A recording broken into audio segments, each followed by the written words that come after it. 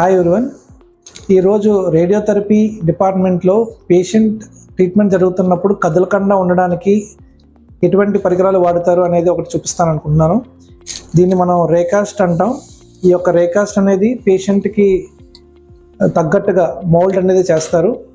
ఇది ఒక patient head and neck cancer పేషెంట్స్లో వాడే ఒక టైప్ ఆఫ్ ఇమ్మొబిలైజేషన్ డివైస్. ఇది కొంచెం వేడి చేసి పేషెంట్కి ట్రీట్మెంట్ ముందుకి ఈ ఫేస్ మీద ఇటువంటి పెట్టి మాస్క్లను తయారు చేస్తారు. దీనివల్ల ఈ యొక్క పిన్స్ సహాయం ద్వారా పేషెంట్ కదలకుండా ఉంటారు. రేడియేషన్ టైంలో మనం రేడియేషన్ కూడా చాలా ఖచ్చితంగా వితిన్ 1 mm యాక్యురసీతో మనం ట్రీట్మెంట్ చేయడం అనేది జరుగుతూ ఉంటుంది. ఒక్కొక్క పేషెంట్కి ఒక్కొక్క రకమైన మాస్క్స్ మనం తయారు చేయవచ్చు.